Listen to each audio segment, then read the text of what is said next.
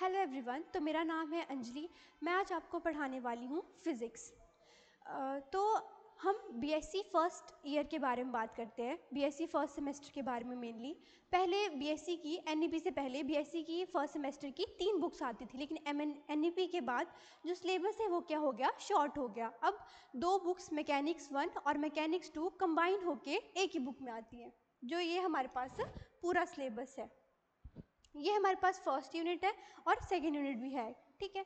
तो हमारे पास अब जॉइंट एक ही बुक आती है। तो हमारे पास क्वेश्चन किस तरह से आते हैं, आपसे 5 क्वेश्चन आपको दिए जाएंगे, जिनमें से आपको 4 जो क्वेश्चन होंगे उनमें से first unit and second unit में से आपको 3-3 क्वेश्चन दिए जाएंगे। उनमें से आपको 2 ही क्वेश्चन अटैम्प्ट करने हैं हर एक यूनिट से, फर्स्ट यूनिट से भी और सेकेंड यूनिट से भी। फिर उसके बाद आपको 5th यूनिट जो कि कंपल्सरी यूनिट होती है, उसका आपको सारे पार्ट्स अटैम्प्ट करने पड़ेंगे, ठीक है। तो अभी हम स्टार्ट करते हैं यूनिट 1 से। ज़्यादातर लोगों को फ़िज़िक्स टफ लगती है या तो समझ नहीं आती है, लेकिन फ़िज़िक्स काफ़ी इजी है और हम इसको आज टारगेट कर रहे हैं बहुत ही इजी वे में। एंड मैं आज आपको क्वेश्चन करवानी वाली हूँ relationship of conservation laws of linear momentum. ये आपको क्वेश्चन आज मैं करवाने वाली हूँ। तो क्या बोलते हैं, पहले तो ये क्वेश्चन 6 मार्क्स का आता है, 3 मार्क्स का भी शॉर्ट क्वेश्चन में ये पूछ लेते हैं, ठीक है। हम इसको स्टार्ट करते हैं बेसिक से पहले तो, ठीक है गाइस, चलो आओ स्टार्ट करते हैं इसको।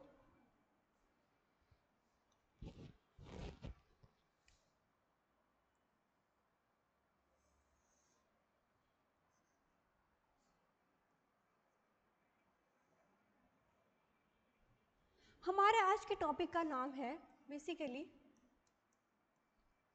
होमोजेनिटी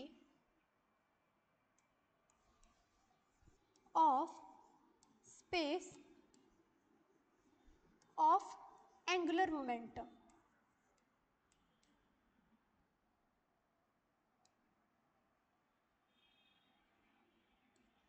ये काफ़ी ज़्यादा प्रीवियस ईयर में रिपीट होता है, ठीक है। मोस्ट इंपॉर्टेंट क्वेश्चन आप इसको मान सकते हैं और बेसिक है बाकी आने वाले टॉपिक्स का भी, ठीक है। स्टार्ट करते हैं। हमने कोई फ्रेम ली S dash spherical polar coordinate system में, जिसमें हमारे पास 3 एक्सिस एग्जिस्ट करती हैं।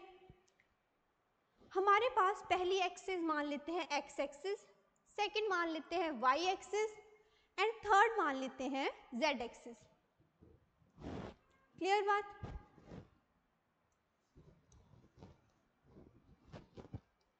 क्या बोलता है, हमने बोला कि हमारे पास कोई फ्रेम ऑफ रेफरेंस एग्जिस्ट कर रही है, दैट इज एस, ठीक है। हमने बोला एक पर्टिकुलर टाइम पे जो फ्रेम एक और फ्रेम थी एस डैश, वो इस पे क्या कर रही थी, कोलाइड कर रही थी। पर क्या हुआ, टाइम के साथ साथ उस फ्रेम ने एक्स एक्सिस के अलोंग मूव करना स्टार्ट किया। वो फ्रेम एक्स एक्सिस के अलोंग मूव कर रही है, तो कुछ टाइम बाद वो फ्रेम कहाँ पहुंच गई, मान लेते हैं यहां पहुंच गई, ठीक है। अभी है वो एक्स एक्सिस पर, इसके ऊपर डिटेल दिखाने के लिए किसकी मूवमेंट हुई है, हमने इसको थोड़ा ऊपर शिफ्ट कर दिया, क्लियर। और वाई एक्सिस और जेड एक्सिस सेम है, उनमें कोई चेंज नहीं आया, ठीक है। और ये फ्रेम ऑफ रेफरेंस हमारे पास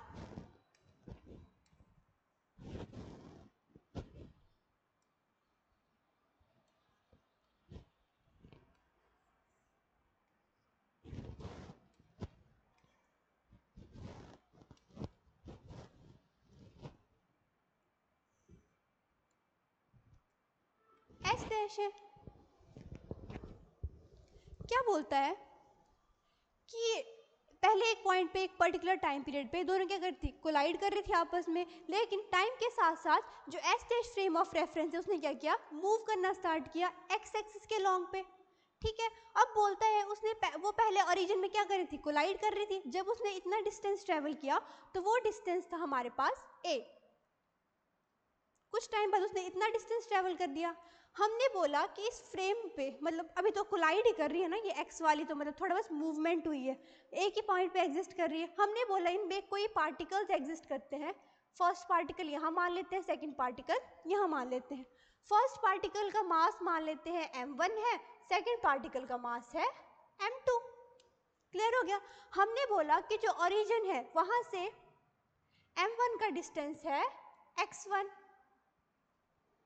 ठीक है, और ओरिजिन से m2 का डिस्टेंस है x2। क्लियर हो गया सबको, इसमें कोई दिक्कत वाली बात तो नहीं है, ठीक है। फिर बोलता है कि जो frame of reference S dash है हमारे पास, उससे मान लेते हैं पार्टिकल 1 का distance x1 dash and particle 2 का डिस्टेंस मान लेते हैं x2 डिस्टेंस। सिंपल है। और ये जो हमारे पास frame of reference S dash, इसके कोऑर्डिनेट्स क्या होंगे, इसके तरह ही होंगे, x dash, y dash and z dash. Clear होगी बात।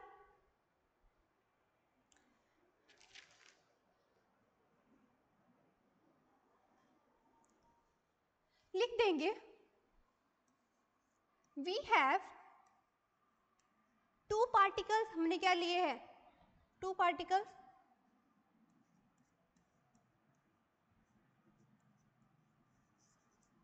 ठीक है, हैविंग मास, जिनके पास क्या है, मास है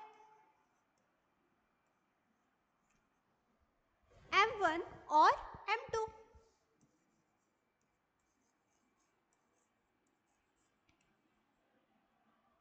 क्लियर होगी बात।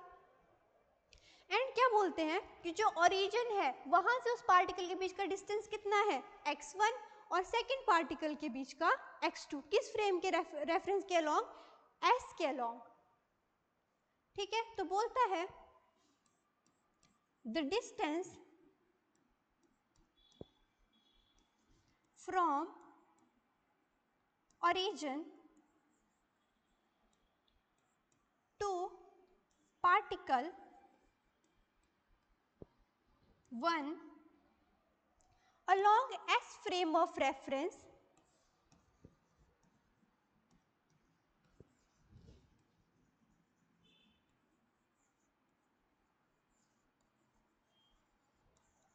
इस, कितना डिस्टेंस है यहां से लेके यहां तक का, x1 है। वही हमने लिखा कि जो डिस्टेंस है ओरिजिन से पार्टिकल 1 के बीच का वो कितना है, x1।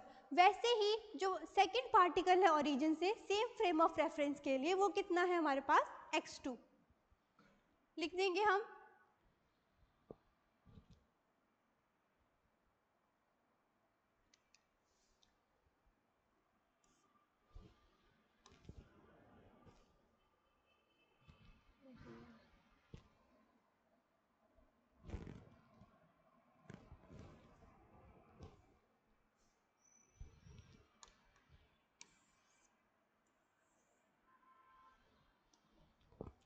बोलता है, अब क्या बोलेंगे, the distance, same line,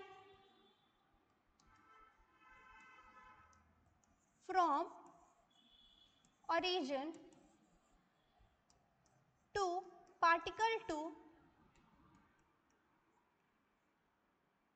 for S frame is क्या है हमारे पास, x2 है। क्लियर होगी बात।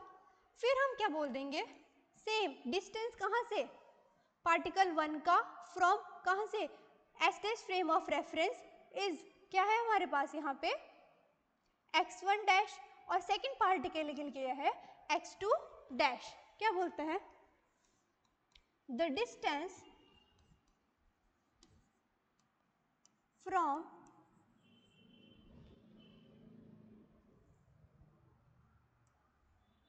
its origin to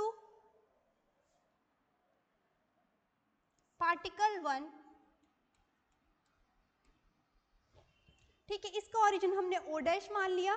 क्या बोल रहा है, जो डिस्टेंस है इसके ओरिजिन से पार्टिकल 1 तक का x1 डैश, एंड वैसे ही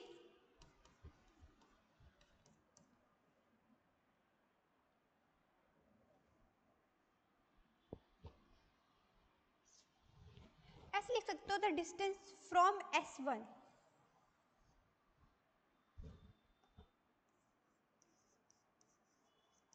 टू इट्स origin, ठीक है। The distance from s1 to या लिख सकते हैं आप S2 from its origin is X2 dash. इसमें कोई दिक्कत वाली बात? हमने क्या बोला, हमारे पास दो फ्रेम ऑफ रेफरेंसेस एग्जिस्ट कर रही है और हमने बोला कि एक पर्टिकुलर टाइम पे क्या कर रही थी, दूसरा कोलाइड कर रही थी। फिर क्या किया, जो S dash frame of reference है उसने मूव करना स्टार्ट किया अलोंग एक्स एक्सिस, लेकिन वाई एक्सिस और जेड एक्सिस के अलोंग इसमें कोई डिफरेंस नहीं आया, ये सेम रही। फिर बोलता है कि जब इसने यहाँ से अब यहाँ मूव किया एक्स एक्स के अलोंग, तो बोलते हैं इन दोनों के बीच में कुछ डिस्टेंस भी आया होगा। हमने मान लिया कि इन दोनों के बीच का डिस्टेंस क्या है, a है। ठीक है, अब हमने क्या बोला कि इन दोनों के बीच का डिस्टेंस कितना है, जो एस फ्रेम ऑफ रेफरेंस थी वहां से पार्टिकल के बीच का डिस्टेंस है x1 और वैसे ही सेकंड पार्टिकल के बीच का डिस्टेंस x2। अब फ्रेम चेंज होगी तो S1 डैश के या S dash frame of reference के लिए ओरिजिन से पार्टिकल के बीच का डिस्टेंस x1 डैश और वैसे ही सेकंड पार्टिकल के लिए x2 डैश। क्लियर होगी ये बात?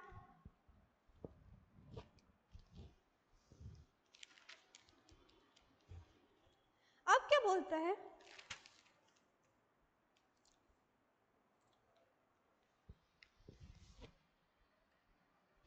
क्या बोलता है, अगर हमने इसके लिए किसकी वैल्यू निकालनी है, x1 की वैल्यू निकालनी है इसके लिए, तो हम क्या करेंगे, पहले तो हमें पता है कि जो x1 होता है वो किसके इक्वल है, जिसने पहले एक्स्ट्रा डिस्टेंस, अगर हमने x1 की टर्म्स में x1 डैश की वैल्यू निकालनी है न्यू डिस्टेंस की, ठीक है, तो किसके इक्वल होगा, ये वाली टर्म इतना ही चला यहाँ से माइनस जितना इन दोनों के बीच में डिफरेंस है उसके इक्वल हो जाएगा।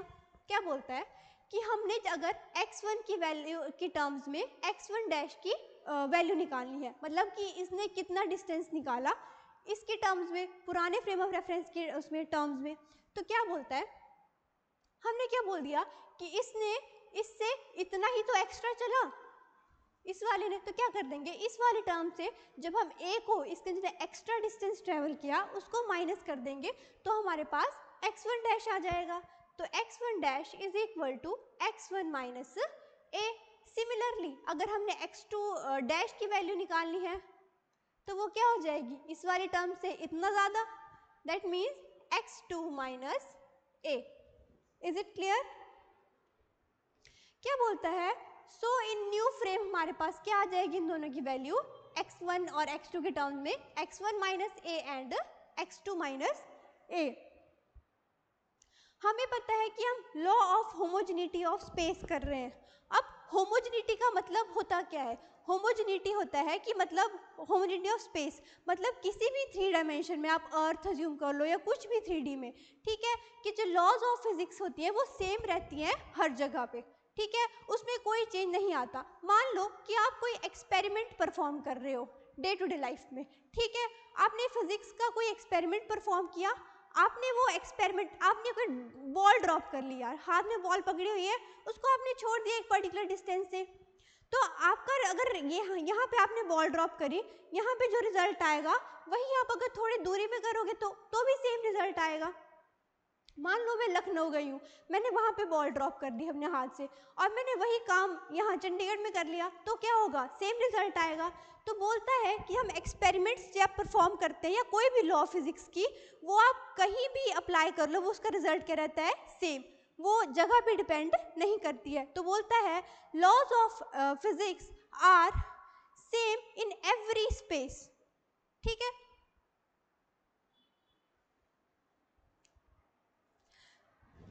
इसका क्या मतलब हुआ, जो स्पेस है वो होमोजीनियस है, मतलब होमोजीनियस का मतलब सेम है हर जगह पे। इतना क्लियर हो गया? तो हम बोलते हैं कि जब हमने फ्रेम ऑफ रेफरेंस को, फ्रेम क्या हुई, पहले ओरिजिन पे कोलाइड कर रही थी, कुछ टाइम बाद मूव कर गई, बट फिर भी हमारे पास क्या रही, उसमें पोटेंशियल एनर्जी जो होगी वो क्या रहेगी, सेम रहेगी। पोटेंशियल एनर्जी पे स्पेस का कोई भी इफेक्ट नहीं पड़ेगा, क्योंकि हम किसकी बात कर रहे हैं यहाँ पे, होमोजीनिटी या होमोजीनियस इन स्पेस की बात। होमोजीनिटी मतलब कि जो भी फिजिकल क्वांटिटीज होंगी वो क्या रहेंगी, सेम रहेंगी, जैसे कि हमने क्या बोला, स्पेस की लॉज। क्लियर हो गई बात? तो हम स्टार्ट करते हैं आगे।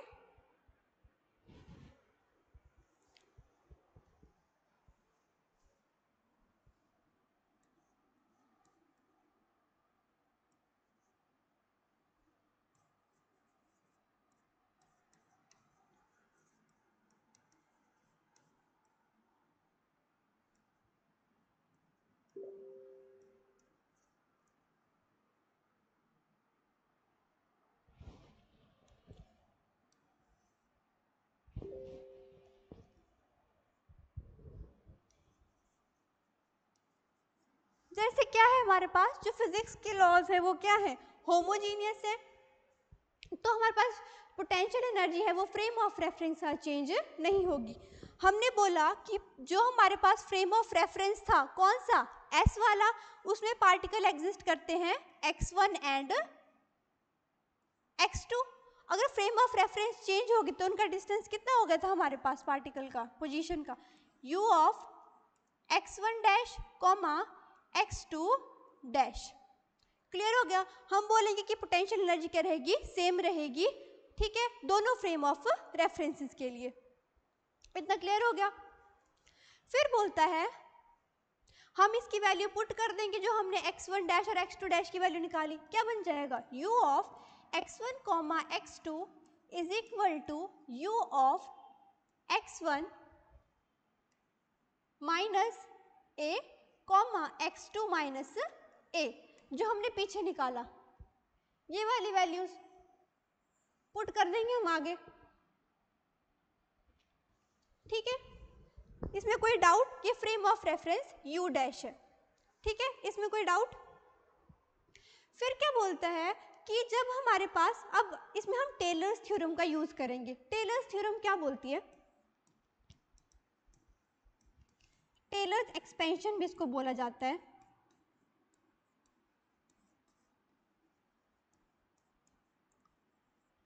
हमारे पास कोई फंक्शन है f, ठीक है, और हमारे पास कोई पार्टिकल है फर्स्ट x1 या y x ले लो, प्लस और हमारे पास कोई कांस्टेंट है a, कॉमा सेकंड पार्टिकल ले लिया y और हमने ले लिया कोई सेकंड कांस्टेंट b। ऐसे फंक्शन पे टेलर थ्योरम अप्लाई करते हैं हम, टेलर्स एक्सपेंशन अप्लाई करते हैं हम। क्या होगा, कैसे सॉल्व होगा, फंक्शन और फर्स्ट और सेकंड पार्टिकल पे हम इसको अप्लाई करेंगे। फर्स्ट पार्टिकल कौन है x, सेकंड पार्टिकल कौन है y, प्लस जो फर्स्ट टर्म होगी, फर्स्ट कांस्टेंट होगा, उसको लिखेंगे a, और फिर से फंक्शन किस पे लगेगा, फर्स्ट और सेकंड पार्टिकल पे, f of x comma y। Clear बात, with respect to first particle के, फर्स्ट पार्टिकल क्या है हमारे पास x, तो it will be dx। Clear बात। अब second constant that is b, और हमारे पास फंक्शन किसका आएगा, दोनों पार्टिकल्स का, फिर से x comma y with respect to dy, second particle के रिस्पेक्ट में। क्लियर होगी बात। इसको अगर हमने इस वाले में अप्लाई करना है तो कैसे करेंगे, लेफ्ट साइड हम क्या बोल देंगे, लेफ्ट साइड को एज इट इज, और टेलर एक्सपेंशन को अप्लाई करेंगे हम राइट हैंड साइड में।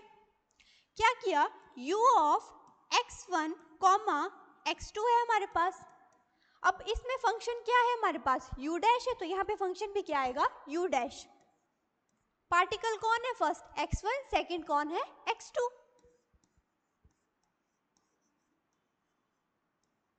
ठीक है, प्लस अब हमने लिया फर्स्ट कांस्टेंट। फर्स्ट कांस्टेंट क्या है हमारे पास यहाँ पे a, बट यहाँ पे क्या है माइनस a, और यहाँ पे जो हमारे पास एक्सपेंशन है फॉर्मूले में उसमें क्या है प्लस a है, तो माइनस का साइन एज इट इज आएगा, तो यहाँ क्या आएगा minus first constant that is a, फिर क्या आ जाएगा हमारे पास फंक्शन, दोनों पार्टिकल्स फिर से x1 एंड x2, तो हम इसको सॉरी फंक्शन यहाँ पे हमारे पास क्या है u है, तो एज इट इज इसको u रहने दो। अब इसमें पार्टिकल्स फिर से हमारे पास वही होंगे x1 एंड x2, तो हम इसको ऐसे u भी लिख सकते हैं नॉर्मल। ठीक है, मर्जी है आपने इसको आगे लिखना है x1 x2 वो भी लिख सकते हैं, बट हम ऐसे भी छोड़ सकते हैं, u मतलब कंप्लीट फंक्शन फर्स्ट और सेकंड पार्टिकल का। ठीक है, अब क्या बोलता है कि अब किसका, u का फंक्शन है ये, बट किस में है, u डैश में है, तो u डैश। क्लियर होगी बात। अब क्या बोलता है, डिवाइडेड बाय किसके होगा, dx के। इतना समझ आया।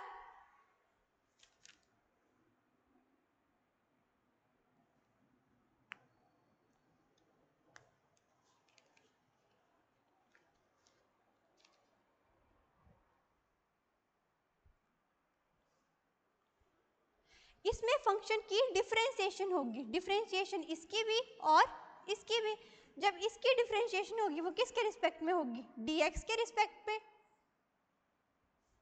माइनस सेकेंड टर्म लेंगे हम जो कि ये वाला कांस्टेंट है, तो क्या आ जाएगा minus of b D U upon D of y। इतना समझ आ गया?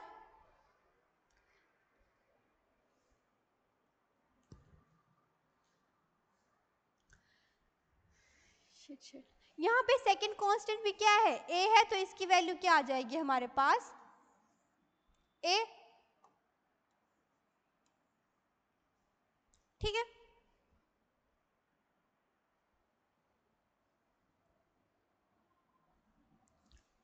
अब हम क्या करेंगे, जब हमने इसका फंक्शन लिया तो ये किस में कन्वर्ट हो गया, u में। क्लियर होगी बात? क्योंकि जब इसे वैल्यू पुट करते तभी ये किस में हो गया था कन्वर्ट, u में। ठीक है, अब क्या बोलता है, जो हमारे पास ये पूरी वैल्यू आई, ये वाली सारी, इसमें से हम इन दोनों में से माइनस ए कॉमन ले सकते हैं, ले लेंगे। u of x1 comma x2 is equal to u of x1 comma x2, minus of a common ले लेंगे, अंदर क्या बच जाएगा du by dx plus du by dy होता है, लेकिन यहाँ पार्टिकल क्या है हमारे पास x1 एंड x2।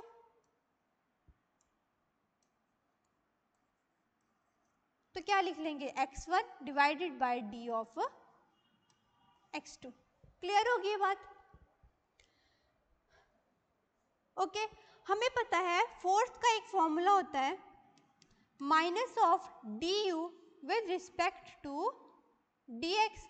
एक्स क्या होती है, पोजीशन होती है पार्टिकल की, ठीक है, यू पोटेंशियल एनर्जी। ठीक है, इतना क्लियर हो गया? हमें पता है कि ये इसका फॉर्मूला होता है बेसिकली। ठीक है, अब यहाँ पे हमें क्या दिख रहा है, ये दोनों क्या है पॉजिटिव में, अगर हमें इनकी नेगेटिव वैल्यू चाहिए तो हमें माइनस का साइन क्या करना पड़ेगा, लाना पड़ेगा, इंपोर्ट करना पड़ेगा। तो यहाँ पे क्या आ जाएगा माइनस ऑफ F1 और माइनस ऑफ F2 ऐसे में। और हमने बोला कि Newton third law of motion क्या बोलती है, every action there is equal and opposite reaction. तो उसमें कैसे हम अप्लाई करेंगे इसको देखते हैं।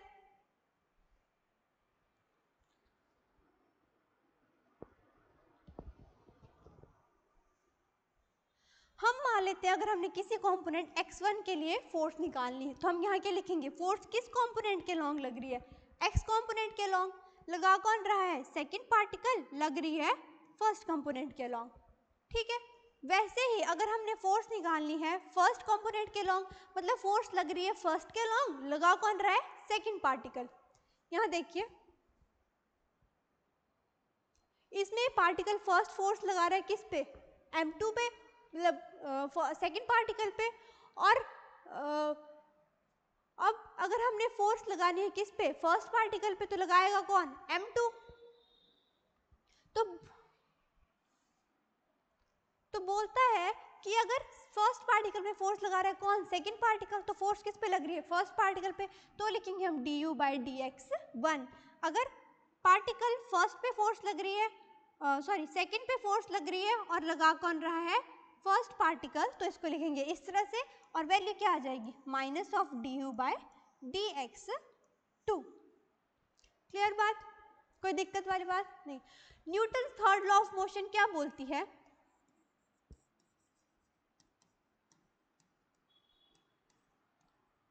Every action there is equal and opposite reaction. Forces भी क्या लग रही है, ऑपोजिट लग रही है। तो F of 2 of 1 x component के along minus of F of x of 1 of 2। इसका मतलब फर्स्ट पार्टिकल पे फोर्स लग रही है, लगा सेकंड पार्टिकल रहा है, और इसका मतलब सेकंड पार्टिकल पे फोर्स लग रही है और लगा फर्स्ट पार्टिकल रहा है। ठीक है,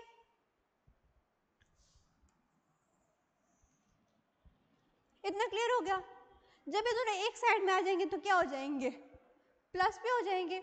क्या बोलते हैं, जब हमने वैल्यू पुट करी इस पे तो क्या बन जाएगा, minus of D U by D X of 1 is equal to minus of D U upon D X 1 2, ये वाला क्या बन गया पॉजिटिव,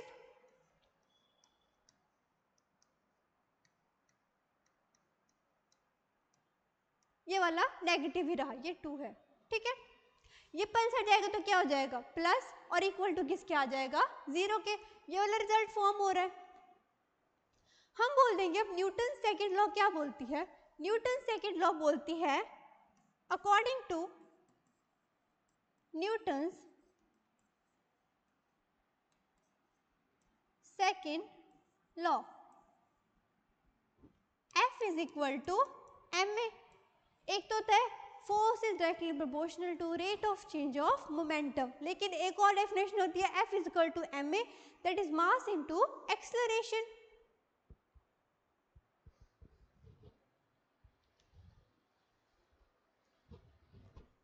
ठीक है, हम इसको कैसे लिख सकते हैं F is equal to m, rate of change of क्या लिख सकते हैं पोजीशन, लेकिन क्या ट्वाइस, और एक्सेलरेशन क्या होता है rate of change of velocity single time, ऐसे dv अपॉन dt एक्सेलरेशन को, और d square r upon dt square.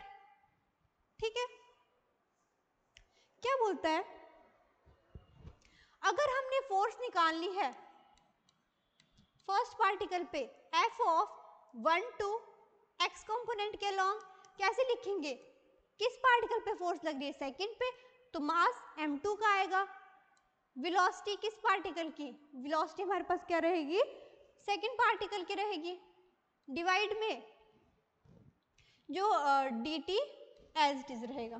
Clear बात। और अगर वैसे ही फर्स्ट पार्टिकल के लिखना हो तो Fx 2 of 1 mass of first particle velocity of first particle with respect to time, ये आ गया हमारे पास। हमें पता है कि ये इक्वेशन नंबर 1 है, ये किसकी है न्यूटन थर्ड लॉ है, पुट कर देंगे इसकी वैल्यू 1 में। ठीक है, तो क्या बन जाएगा हमारे पास m1 dv1 upon dt is equal to minus of जो दूसरी टर्म है हमारे पास m2 dv2 अपॉन dt, ये दोनों पर से हट जाएंगे तो क्या हो जाएंगे प्लस ये वाली टर्म। ठीक है,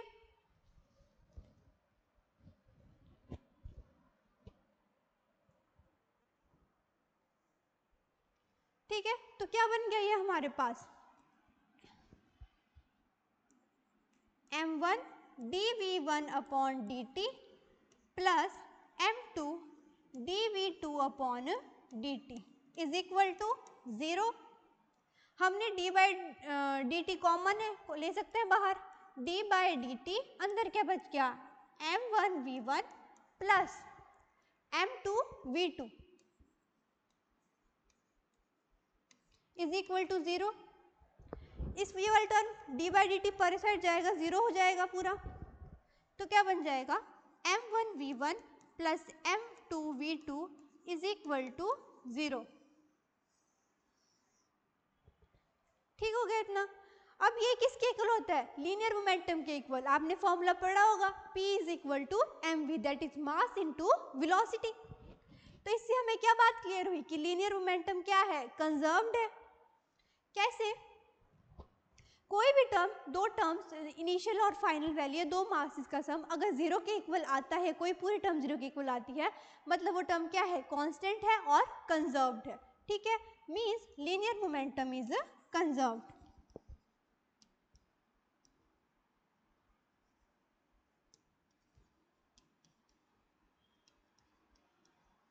और हमने प्रूव कर दी होमोजेनिटी ऑफ स्पेस। ठीक है, इसमें ये पूछ साथ में होमोजेनिटी ऑफ स्पेस होता क्या है। होमोजेनिटी ऑफ स्पेस ऐसी लॉ है जिसमें सारी फिजिक्स की लॉज क्या रहती हैं सेम रहती है हर एक स्पेस ऑफ टाइम में, हर एक पूरे स्पेस में क्या रहती है सेम रहती है, किसी भी जगह पे वो चेंज नहीं होती, उनका रिजल्ट क्या रहता है same everywhere at every place. ठीक है, तो ये था हमारा आज का टॉपिक, होप आप लोगों को पसंद आया हो, और प्लीज़ इसको कर लीजिए तैयार, एग्ज़ाम के लिए बहुत ही इम्पोर्टेंट है। और अभी एग्ज़ाम को हमारे पास 20 से 25 दिन रहते हैं। ठीक है, तो अगर अभी भी आपको लग रहा है कि आपकी तैयारी बिल्कुल भी नहीं है कि अब कैसे होगा, क्योंकि फिजिक्स का एग्ज़ाम टफ होता है, बहुत बच्चों के रीअपियर्स आते हैं, रीअपियर को अवॉइड करने के लिए आप अभी से तैयारी शुरू कर दें और ज्वाइन कर लें बडाला सर क्लासेस।